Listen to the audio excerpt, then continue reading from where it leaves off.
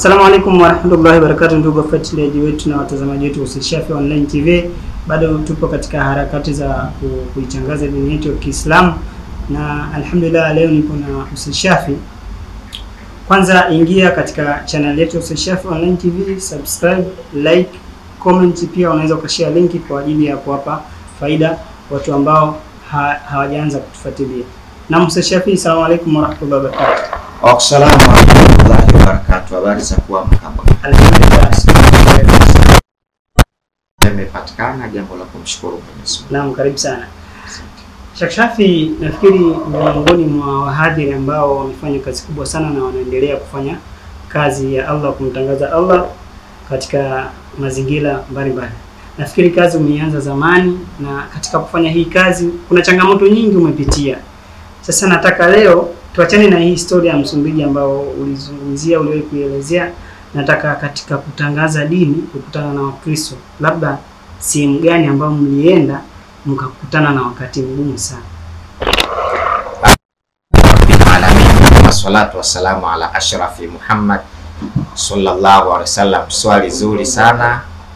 Swali zuri sana na limefika katika mahala husika. Hii kazi ya dawa, kwanza tuliwakuta watu, mimi binafsi niliwakuta watu wanafanya. Mmoja katika watu ambao walinipa moyo sana na kuweza kuingia katika kazi hii ni mtu mmoja anaitwa Muhidini Salum Chuma, ambaye sasa hivi yeye ni marehemu. Mungu amsamehe madhambi yake kwa kazi aliyoifanya na amtie katika pepo ya daraja ya juu.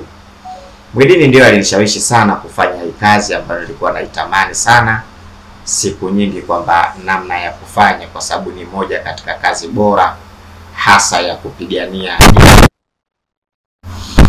Ndugu Muhammad Shomari Bango au MPSkizi, swali lako hili naweza kulitolea ufafanuzi na kujibu katika kipindi ambacho nadhani tulikuwa vijana wadogo sana. Kulikuwa wametengeneza Wakristo kikundi cha Biblia Nijibu, na ndani ya kikundi hiko walifanikiwa kuwanunua viongozi wa dini ya Kiislamu. Yani kuna viongozi ambao watoto wa Kiislamu, mashehe wale, wapo waliosoma Tamta, wapo waliosoma wanasema yenye Shamsu Maarifa baada Tanga, kwa madai yao walipokuja Dar es Salaam kwa lengo la kutafuta kazi, maana wamemaliza elimu ya thanawi, lakini wakaja Dar es Salaam kwa lengo la kutafuta kazi. Waislamu waliwapokea wale mabwana. Yule bwana alipokelewa na Waislamu. Baada ya kupokelewa, alifunguliwa Tandika pale madrasa ya kusomesha Waislamu. Na unajua bwana, ukitaka kudhalilika Tanzania, kuwa mwalimu wa madrasa. Mwalimu wa madrasa kulala na njaa ni faradhi wala sio sunna. Na ikifika mahala mwalimu wa madrasa akimrudisha mtoto nyumbani kwa sababu ameshindwa kulipa shilingi 500 ya fee au ya ada, basi baba na mama watavifunga vibwebwe mpaka kuja darasani kwa mwalimu, na swali lao litakuwa moja: mwalimu, tuambie, Qur'ani inauzwa? Kwa maana lile swali wanauliza Qur'ani inauzwa, wakiashiria kwamba itolewe bure. Sasa tunaweza kutoa majawabu kwamba Qur'ani haiuzwi. Je, mwalimu wa madrasa akishikwa na njaa afanyeje? Achemshe misahafu wale kama wanavyotaka au nini afanye? Sasa imefika mahala ukiwa mwalimu wa madrasa unapitia katika changamoto nyingi za maisha. Lakini watu wa leo, hususan sisi Waislamu, tuko tayari kuthamini maisha ya sekula. Tuko tayari kuthamini maisha ya duniani. Tuko tayari kuthamini maisha ambayo hayana mwendelezo wa maisha ya akhera. Tuko tayari mathematics na English tuition kutoa hata shilingi 180,000, tukawa tunapambana kukopa, kunyang'anya, kudhulumu, lakini kuwasomesha watoto wetu mashule yenye kiwango bora cha elimu kwa gharama kubwa. Lakini inafika mahala kutoa pesa kwa sababu ya mwalimu wa madrasa inakuwa shida. Ndio maana unakuta walimu wa madrasa wengi leo wanaishi katika hali mbaya za maisha, vibaya mno. Kwa nini? Hakuna watu ambao wanawasapoti walimu wa madrasa. Mwalimu wa madrasa anaishi katika mazingira magumu sana. Hili linanifanya niwaombe wale wadau wangu wa Ustadh Shafii Online TV Waislamu, basi wajitokeze mmoja mmoja, wachukue hata mwalimu wa madrasa mmoja. Kuna dadangu fulani alinipigia simu kudai kwamba yeye atachukua hata walimu wawili. Basi inshallah sikuweza kumjibu mapema, nilikuwa natafuta madrasa gani ambayo ipo, ambayo mwalimu wake kidogo hali sio nzuri, ili niweze kumpa majawabu inshallah. Lakini nitampatia majawabu, na kama atasikia hiki ninachozungumza, basi naomba afanye haraka kunitafuta. Sasa ikafika mahala yule bwana alipokuja kufundisha, maisha yakawa magumu sana. Wenzetu upande wa pili wakatumia ile chansi na kumuona, na walipomuona wakamwambia, kwa nini unapata tabu kwenye Uislamu? Akasema, ili nisipate tabu nifanye nini? Wakamwambia, wewe umesoma Qur'ani, anayestahili kupata tabu si aliyesoma Qur'ani. Wakatukuu maneno ya Mungu yanasema, waman arada an dhikri fa inna lahu ma'ishatan dhanka, anayepuuza Qur'ani yangu maisha yake yatakuwa ya dhiki. Wa nahshuruhu yawmal qiyamati a'ma, na tutamfufua siku ya kiyama hali ya kuwa kipofu. Wakamwambia, kwa mujibu wa hii aya haionyeshi wewe unatakiwa kupata maisha magumu kwa sababu umesoma Qur'ani. Aliyesoma Qur'ani anatakiwa awe na maisha mazuri kupita kiasi. Akasema, nifanyeje sasa? Wakampa option za kufanya. Moja, kuukana Uislamu. Akisha ukataa Uislamu, wakamwambia, Dar es Salaam ili uweze kuishi sharti upate nyumba ya kukaa, sisi tutakudhamini nyumba maeneo ya Kigamboni. Dar es Salaam ili uweze kuishi sharti upate kipando cha kutembelea, sisi tutakupa gari aina ya Prado. Na Dar es Salaam ili uweze kuishi upate kazi, ambayo kazi hiyo utatia mafuta gari lako, na kazi hiyo itakufanya maisha yako ya nyumbani na familia yako yaende, uweze hata kusomesha watoto wako. Yule bwana kwa matamanio ya pesa, kama unavyojua pesa, kama unavyojua mali zilivyokuwa na mtihani, yule bwana akaamua kuukana Uislamu hadharani, akaingia katika dhehebu la Kisabato ambalo limeanzishwa na mwanamke mmoja anaitwa Ellen Gabriel White mnamo mwaka 1845 siku ya Jumamosi saa 7 ya mchana katika jiji la Michigani katika nchi ya Marekani. Historia ya mwanamke huyu, alikuwa anashindana mashindano ya farasi. Siku moja wakati anashindana mashindano ya farasi, wanasema farasi wake alibilingika zaidi ya mara 3, akadondokea katika uso. Inasemekana ule uso ukaharibika, akawa hana cha kufanya. Akaona maisha yake ili yaende sharti afungue utetezi wa imani, ndipo akafungua kanisa lake linaloitwa Sabato. Kwa sababu Sabato ukisoma kwa mujibu wa kitabu cha Kutoka 20 mstari wa 8, ikumbuke siku ya Sabato. Sabato ni siku maalumu ambayo wana wa Israeli walipelekewa siku hiyo kwa ajili ya kumwabudu Mungu, lakini wao wakaitoa wakafanya Sabato ni dhehebu katika dini ya Ukristo. Hapa ndiyo asili ya Sabato ilipoanza. Basi wakampa nyumba Kigamboni, kisha wakampa Prado, lakini wakamfungulia darasa. Sasa hiyo ndiyo kazi ambayo waliokwenda kumpa. Wakamfungulia darasa moja ya kuwasomesha Wakristo namna gani wataisoma Qur'ani. Sisi tulivyosikia mabwana wanahitaji kusoma Qur'ani, kwanza tulisuhuzika sana. Tukaona itafika mahala katika usomaji wao wa Qur'ani watakutana na aya ya Mwenyezi Mungu iliyoko katika sura ya 5 aya ya 3.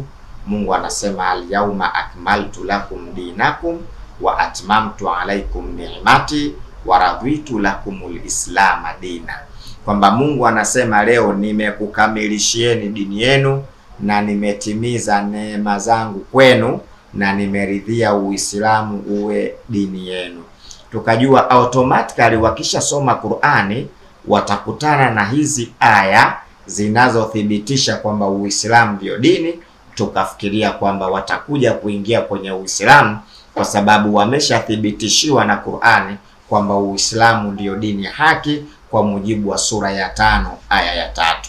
Ndugu zangu, tuliposoma, ndugu yangu mtangazaji, na wao waliposoma Qur'ani, kumbe ikawa tofauti na sisi tulivyokuwa tunadhania.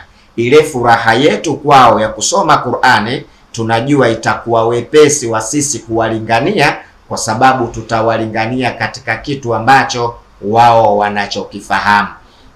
Tutawalingania katika kitu ambacho wao wamekisoma. Kumbe ikawa tofauti kabisa. Baada ya kusoma wakasema wamegundua ndani ya Qur'ani kuna tofauti takriban 100.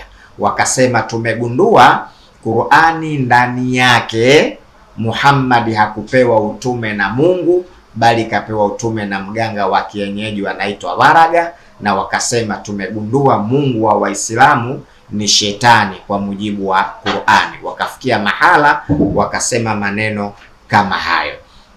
Walipoona wamewiva sasa, ndipo wakafanya harakati za kwenda Liloda, wakaenda mitaa ya Babati, wakafanya mihadhara sehemu nyingi sana, wakiwa na masurufu mengi ambayo wenzetu kama mnavyojua wanasapoti sana dini yao, tofauti na sisi Waislamu.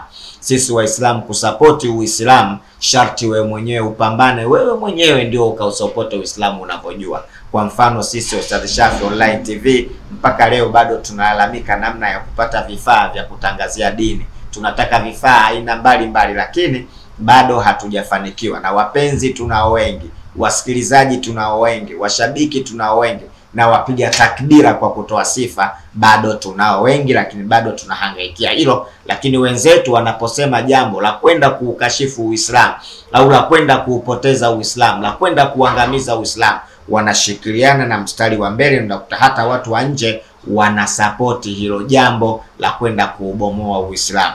Wakachukua masurufu yao, wakapanda magari yao, wakaenda huko kijijini sasa kuueneza Ukristo kwa njia ya kuukashifu na kuukanyaga Uislamu. Wakafanya muhadhara ndani ya siku 3, hali ya kuwa wamevaa hijabu zao, wamevaa kanzu zao, wamevaa vilemba. Walipofanya muhadhara siku ya 3, wakaandika barua katika misikiti yote ya karibu, wakawaambia tunaomba mashehe mje mezani kujibu maswali. Mashehe mwenye Hidayatul Atfali akabeba, mwenye kitabu cha babu akabeba, mwenye Safina akabeba, mwenye Bulughul Marami akabeba, mwenye Riyadhus Salihin, kila mtu akabeba matilio ya kwenda kuingia katika mashindano ya kuingia katika mapambano. Ndugu zangu, hii kazi ina wenyewe wafanyaji, sio kila mtu anaweza kufanya. Unaweza kusoma we hata Madina uko wapi ukashindwa kufanya hii kazi. Hii kazi sisi wenyewe tunasomea na tunajua namna gani ya kuifanya. Kila mtu Mungu amempa fani yake namna ya kuweza kuifanyia kazi. Wewe unaweza kujua kusoma tajwidi, mimi sijui. Wewe unaweza kujua mtaalamu wa fiqh, mimi sijui. Wewe unaweza kujua mtaalamu wa sira, mimi sijui. Wewe unajua tauhidi, mimi sijui. Lakini ukija katika idara yangu ya kupambana na wale ambao wanapiga vita Uislamu, basi unatakiwa ukae pembeni upige takbira, uniache mimi najua namna gani na kwenda kupambana nao. Basi ikafika mahala wa mashehe wakafika katika meza, mdahalo ukafanyika, swali moja watu 5 na katibu wa msikiti walitoka kwenye Uislamu. Swali gani? Waliambiwa mashehe mtakwenda motoni. Kwa nini twende motoni? Mnawapoteza Waislamu. Tunawapotezaje Uislamu? Mungu alikwambieni msiswali, nyinyi mnaendelea kuswali. Mashehe wakasema hapana, sisi tumeambiwa tuswali, na swala ndiyo jambo ambalo Mungu atamwangalia mja wake siku ya Kiyama. Fa in kubila masiwahu, ikikubalika swala mambo yako yote yatakubalika. Wakawaambia mmeelewa vibaya sana mashehe, Mungu alikwambieni muswali sana, lakini baada ya kuona inatosheleza katika kuswali, Mungu akateremsha aya anasema aqimu salat, sasa hivi simamisheni swala. Vipi mmeambiwa msimamishe, nyinyi mnaendelea kuswali? Wakasema kusimamisha sio kuacha, kusimamisha manake ni kuendeleza. Wakaambiwa mmeelewa vibaya. Unapotembea ukaambiwa simama, unafanyaje? Manake kitendo cha kutembea kinamalizika muda ambao umeambiwa usimame. Nyinyi mmeswali sana, Mungu akawaonea huruma akawaambia simamisheni swala, lakini kwa sababu mnaendelea kuswali, amri ya Mungu mmeipinga ya kusimamisha swala, Mungu akateremsha maonyo mengine kwa kusema fawailul lilmusallina. Fawi ni sababia, basi kwa sababu hiyo wanaoswali watapata adhabu kali.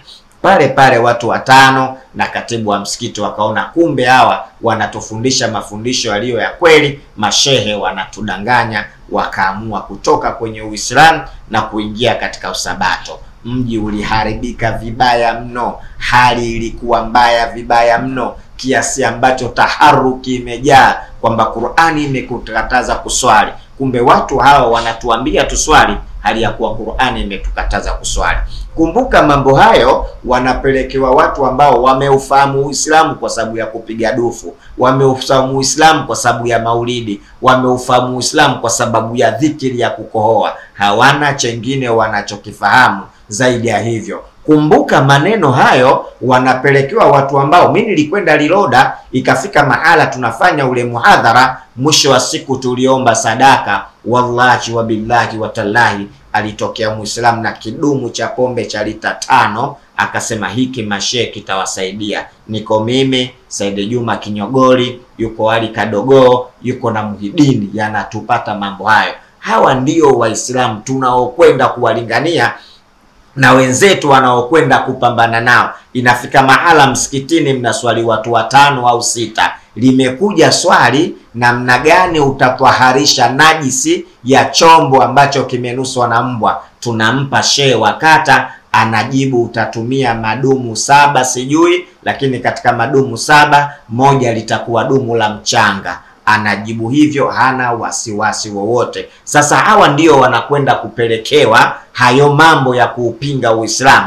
Hawa ndio watu wanaokwenda kupelekewa namna gani sasa Uislamu utapigwa vita. Na wenzetu wakifika huko sasa wanahakikisha wanajenga kanisa, wanaeka mtu, wanahakikisha huko mahala wanapeleka misaada, wanapeleka nguo. Nyinyi mtakuwa na kumbukumbu nzuri sana pale Nyamwage kwa Wandengereko wenzetu walipokwenda kutoa misaada wakartadisha. Sisi tukaenda, mimi Kinyogoli na Sheikh Nuruddin Kishki, tulikwenda pale na kuanza kuongea na wale Waislamu waliortadi. Mwisho wa siku mmoja anatuambia, Ukristo mimi umenipa chalahani, Uislamu nyinyi mnanipa nini? Unaona maneno yanavyokuwa. Sasa imefika mahala Tanzania hali ndiyo imekuwa hivyo. Lakini achana na huko, rudi Mtwara pale. Kuna wazungu leo 15 wako Mtwara, wana miaka karibia 10, wanazungumza uwena kwachi, umakwachi, utendachani, abarijanero, wanaisema, wanartadisha watu.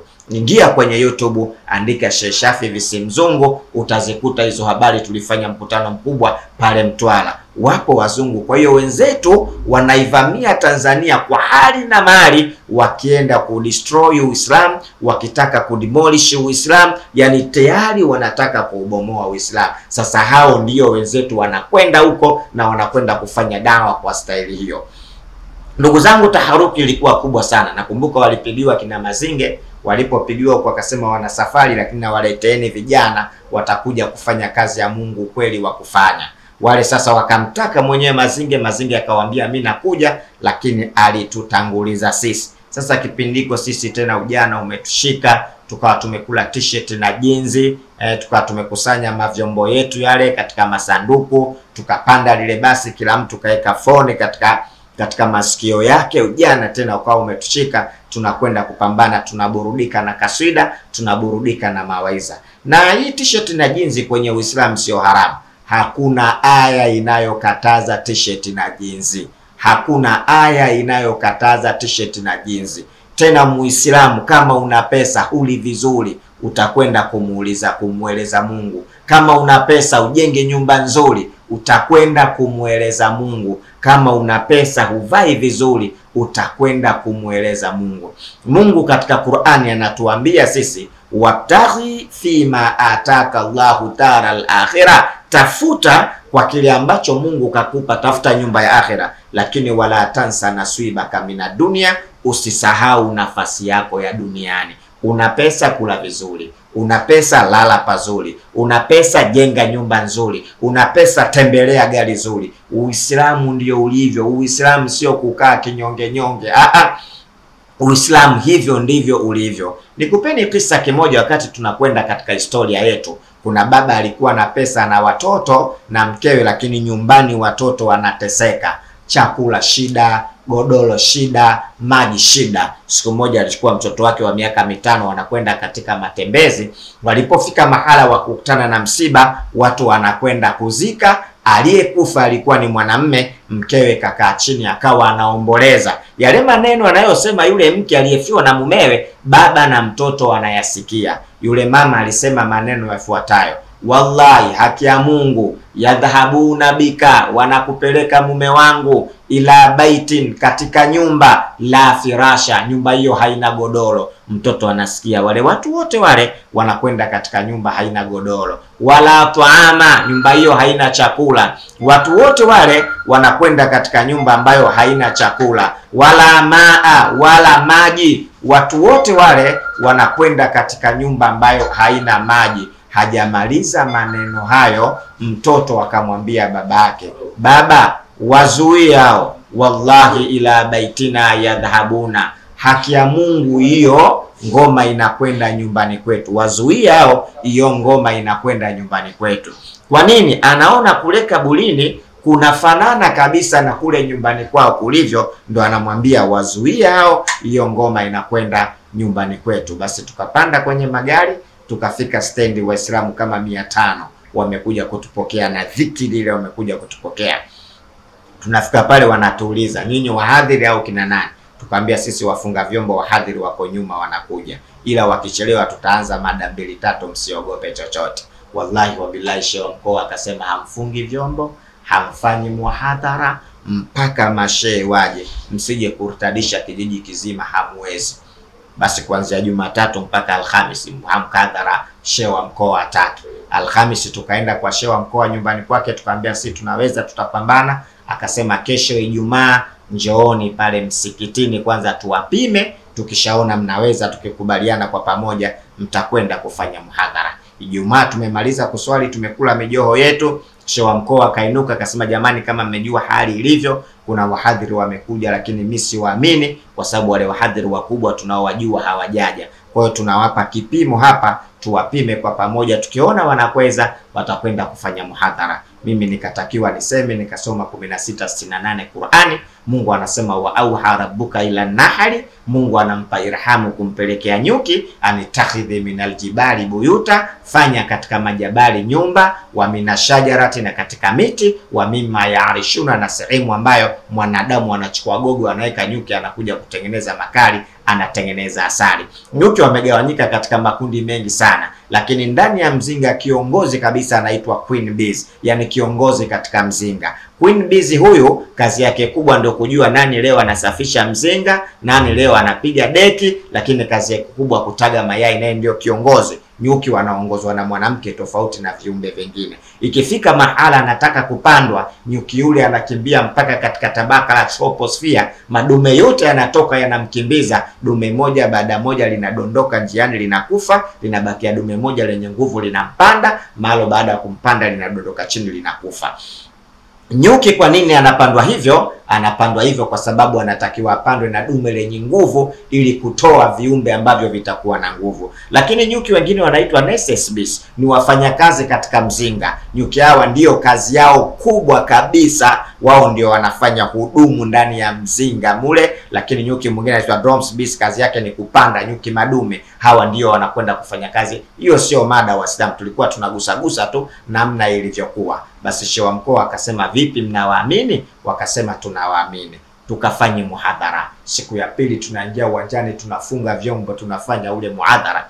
Wallahi shehe wa mkoa akakaa mbali, hataki kukaribia. Mada ya kwanza tulizungumza Yesu sio Mungu. Nyinyi mnasema Yesu kafa, wakati kafa dunia ilikuwa inaendeshwa na nani? Alipanda mtu mmoja anaitwa Justin akasema, kwa hiyo mnapinga Yesu sio Mungu kwa sababu kafa? Tukamwambia ndio. Akasema, kwa hiyo Mungu akifa sio Mungu? Tukamwambia ndio, sio Mungu, nyinyi mnasema kafa. Tukaambiwa Allah wenu mbona naye atakufa? Tukamwambia Allah hawezi kufa. Akifa? Tukamwambia akifa naye sio Mungu. Wallahi tulitolewa sura ya 5 aya 116.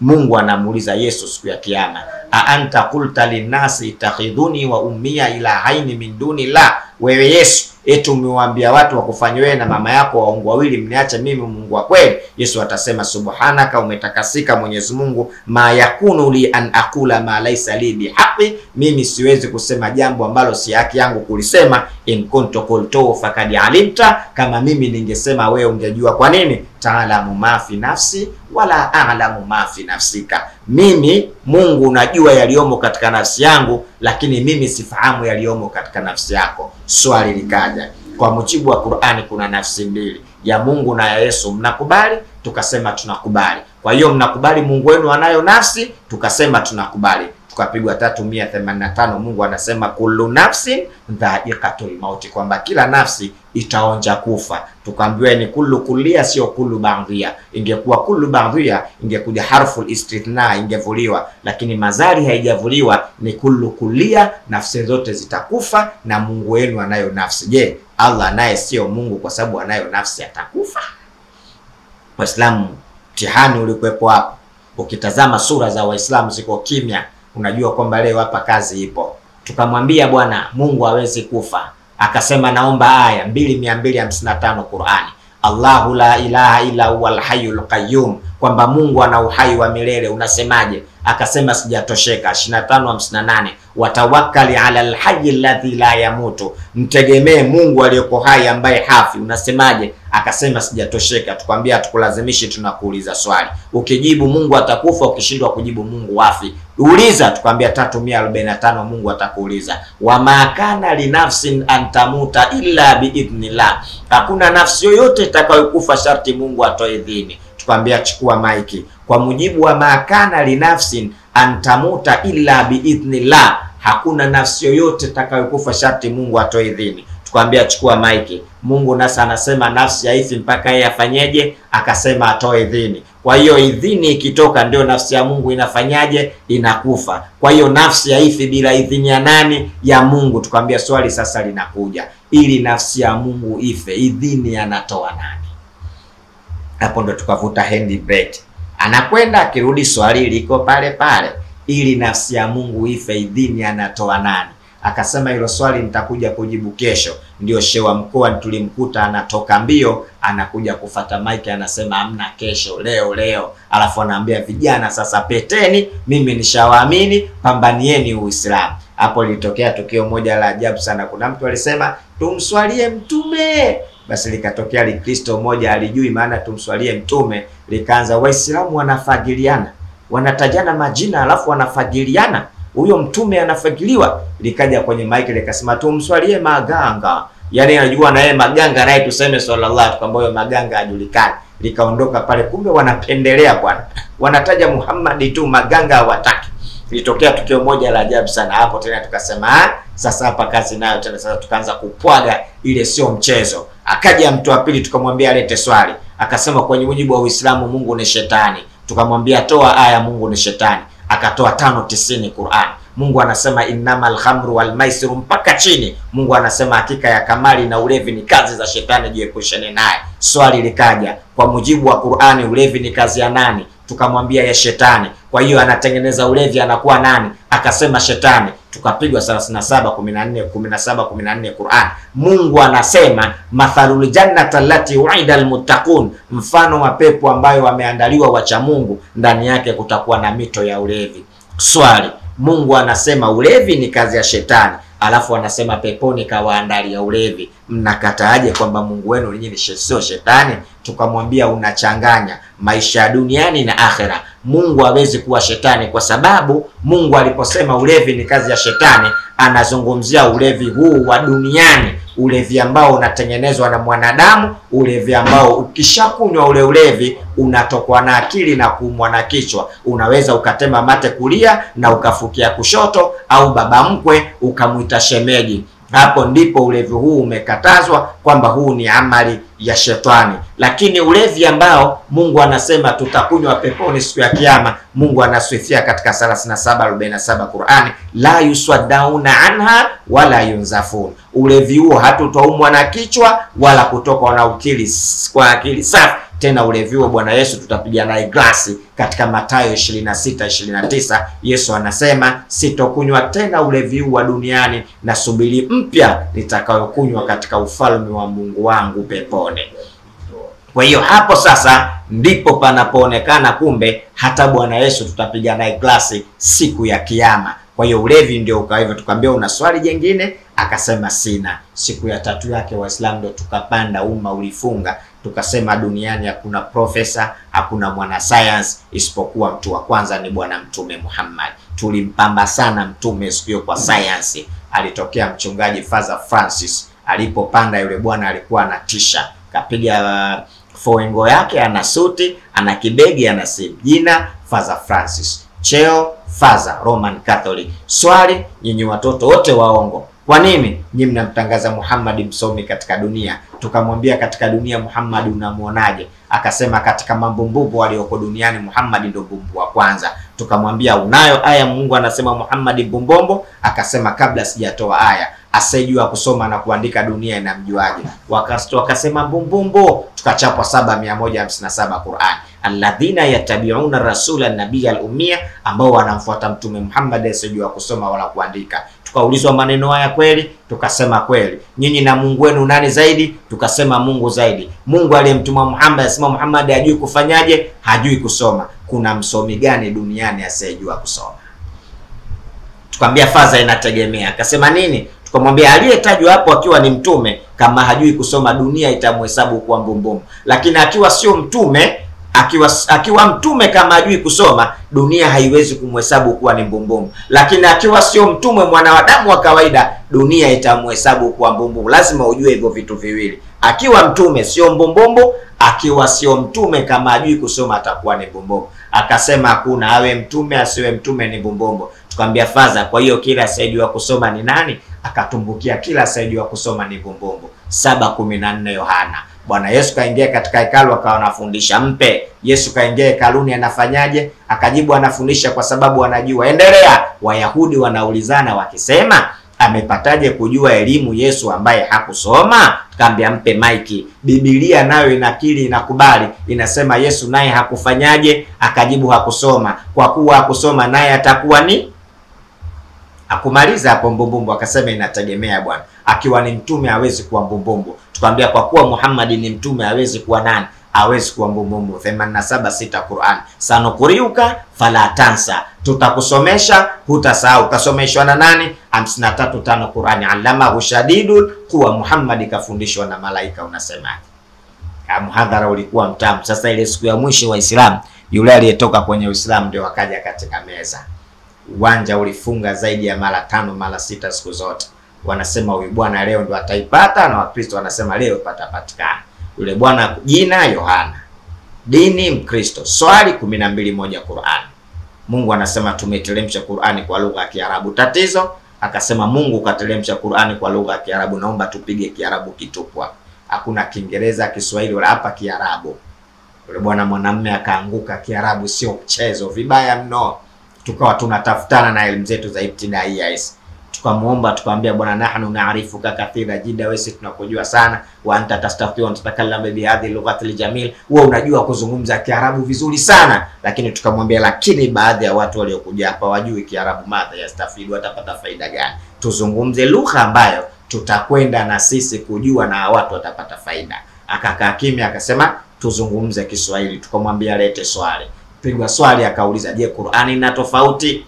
Na mimi nauliza Waislamu, wewe unanisikiliza, Qur'ani ina tofauti? Jawabu, Qur'ani haina tofauti. Swali. Akasema nikiona tofauti katika Qur'ani. Tukamwambia 4:89 Mungu kamaliza fayata fala yatadabbaruna alquran. Kwa nini makafiri hawazingatii Qur'an? Walau kana min indi ghairi la, lau kana kwamba Qur'an ingekuwa haijatoka kwa Mungu wa kweli, watakuta ndani yake kuna tofauti nyingi. Akasema kwa hiyo tukiona tofauti sio ya Mungu tunakubaliana? Naambia tunakubaliana ukiona tofauti sio ya Mungu. Uislamu tulipigwa aya. Mungu anasema ulitapulizwa balagumu siku ya Kiyama. Fala ansaba bainahum yauma idhin wala yatasaaluna. Hakuna kujuana siku ya Kiyama wala hakuna kuulizana. Swali, kweli aya hii siku ya Kiyama hamuulizani? Mwenyekiti akamwambia ndio, hatuulizane kwa sababu likulli mri'in minhum yawma idhin sha'anun yughni, kila mtu siku ya kiyama ana jambo lake, hamna kuulizana. Tukapigwa 37:27 Qur'an, wa aqbala ba'dhuhum ala ba'dhin yatasaaluna, siku ya kiyama tutaelekeana upande huu na upande huu, tunaulizana swali. Aya ya kwanza Mungu anasema siku ya kiyama hamuulizani. Aya ya pili Mungu anasema siku ya kiyama mtaulizana. Tofauti sio tofauti? Hapo Wakristo ndio walikuwa wanashangilia vibaya mno, alafu sisi hatujui kwamba tunafanya nini kujibu hilo swali. Mwenyekiti akawa anapiga maneno pale ili tuendelee kujadiliana. Kila mashehe tunaowapigia simu hakuna ambaye anayesema lolote katika hilo. Sasa kula ikawa inadondoka, nani akajibu swali? Wakati mwenyekiti anatazama nyuma, mimi natazama mbele, alikadogo akamwonyesha mwenyekiti kwa kichwa kwamba anipe mimi swali. Asa mwenyekiti akatamka kwamba Sheikh Shafi kajibu swali. Nikamwambia rekebisha Kiswahili, sema kajaribu kujibu swali. Mimi sijui naenda kujibu nini pale. Wakristo wanazomea, wanashangilia kwamba leo tumepatikana, Waislamu wako kimya. Wallahi mimi mpaka napanda kwenye jukwaa sijui najibu nini. Nilipofika jukwani nikasema rabbi shrah li sadri mpaka mwisho, nikamwambia Mungu, dini yako ukiitupa shauri yako. Hii dini yako Mungu ukiitupa mimi sina cha kufanya. Maana alimshikisha penati Mungu kama babu yake Mtume wakati Abraha anakwenda kuvunja ile Kaaba, alichukua ngamia 100 wa babu yake Mtume. Babu yake Mtume akamwambia mimi naomba ngamia wangu. Akamwambia wewe baada kunizuia nisivunje ile Kaaba unaomba ngamia? Akamwambia ngamia wangu Kaaba ina mwenyewe, akikuruhusu kuivunja sawa. Alipotaka kwenda kuivunja ndio ile alam tara kaifa fa rabbuka alam yaj'al kaidahum fi arsal alaihim tayran ababil, Mungu akatelemsha ndege wenye vijiwe, tarmihim bihijaratin min sijil, vikawa vinawapiga, faja'alahum ka'asfin ma'kul, wakatumpondeka kama majani yaliyoliwa na mnyama, yakatemwa. Mimi nikamwambia Mungu, dini yako. Nikatoka na 21:23 Mathayo. Yesu kaulizwa swali na yeye anauliza swali. Nikamwambia mimi na wewe tunajifunza kwa Yesu. Umeniuliza swali na mimi nakuuliza swali. Kilichokufanya utoke kwenye Uislamu uende kwenye Ukristo nini? Maana yangu akikubali kuzama madai, tuzame madai huko nyuma, nitamwachia mwingine, sipandi mara mbili jukwani. Akanambia acha ujanja wa kitoto, rudi kwenye swali. Nikamwambia swali lako nini? Siku ya kiyama mtaulizana na siku hiyo amuulizani. Nikamwambia kweli bwana, hakuna tofauti hapo. Akanambia wewe akili zako sio swala, sio sawa. Kutoulizana na kuulizana hamna tofauti. Nikamwambia hakuna tofauti hapo. Alafu nikawaangalia wahadhiri nyuma wanafanya nini, kila mtu kashika mikono ya kichwa. Akaniambia hakuna tofauti vipi? Mimi nikamwambia siku hiyo ya kiyama hatuulizani na siku hiyo tunaulizana. Wewe unasemaje? Wahadhiri wote wakashika mikono ya kichwa, wakajua huyo lazima adai aya. Akanambia mimi sitaki maneno yako, nataka aya. Nikamwambia aya inayosemaje kwamba siku hiyo amuulizani na siku hiyo mtaulizana. Wallahi nilitoa 39:68 Qur'an, ilipotokea sijui. Wakati natoa ile aya, alikadogoa akawa ameshika msafu, anafungua haraka rejelea kuitazama inasemaje. Alipoitazama kabla msomaji hajasoma, akaniashiria dole. Nikaona hapa mimi sasa natoboa. 39:68 Mungu anasema wanufikha fi suri, siku ya kiyama litapulizwa baragumu. Nikamwambia mpe maiki. Mungu anasema kabla yote siku ya kiyama litapulizwa nini? Akasema baragumu. Endelea, faswaika man fi samawati wa man fil ardi, watatoka roho wanadamu wote wa mbinguni na ardhini. Nikamwambia mpe maiki. Likipulizwa baragumu tutafanya nini? Akasema tutatoka roho. Nini maana kutoka roho? Akasema kutoka roho maana yake kufa. Kwa hiyo siku ya kiyama likipulizwa baragumu watu tunafanyaje? Akasema tunakufa. Watu wakifa wanaweza kuongea? Akajibu waongee. Nikamwambia ndo hapo Mungu anasema wala yatasaaluna, hapo hatuongei kwa sababu tumekufa. Endelea, thumma nufiya fi ukhra, kisha litapulizwa baragumu jengine, fa idhahum qiyamun yandhuruna, watu watasimama wanatazamana. Nikamwambia mpe maiki. Baada ya kuwa hatuongei tumekufa, Mungu anasema litapulizwa baragumu jengine, tutasimama tunafanyaje? Akasema tunaangaliana. Watu wakiangaliana kama mimi na wewe, wanaongea waongei? Wanaongea. Nikamwambia hapo ndo Mungu anasema tutageukiana ubaziu na ubaziu, tunaulizana hapo. tunaulizana nini? 36:62 Qur'an, man ba'athana min marqadina, nani katufufua katika makaburi yetu, nani katufufua katika usingizi wetu? Hadha ma wa'ada arrahman wa sadaqa almursalun, haya ndiyo ambayo Mungu katuahidi na mitume wamesema kweli. Hapo ndipo tutaulizana sasa, nani katufufua katika makaburi yetu, unasemaje? Akasema nina swali jingine. Umeelewa? Nimeelewa. Zilipigwa takbira. Sijawahi kupata ufalme kama niliyopata siku ile, maana nilikuwa mfalme wa muda. Kwanza nilibwebwa juu kwa juu. Asubuhi tukafanya ziara ya kupita katika watu wamertadishwa, na inshallah Mungu akajalia watu wote wakarudi katika Uislamu. Lakini bado vita vinaendelea. Hapa naomba niletee Biblia hiyo hapo hiyo. Hapa vita vinaendelea bado. Wenzetu sasa wameingia na mambo mapya kabisa, wamekuja na vitu vipya kabisa. Sasa hivi wametoa Biblia ya kimatumbi hapa, mnaiona.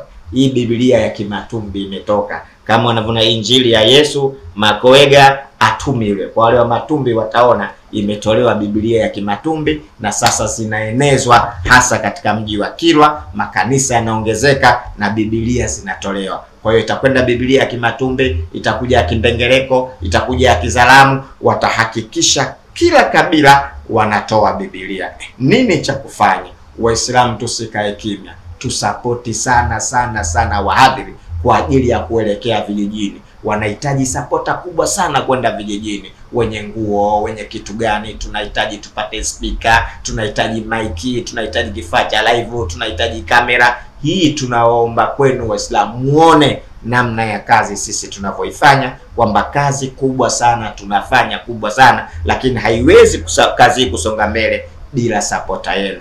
Wa hapo sina cha kusema, nataka niwaambie usiache kusubscribe ili kuendelea kula vitamu. Wassalamu alaikum wa rahmatullahi wa barakatuh.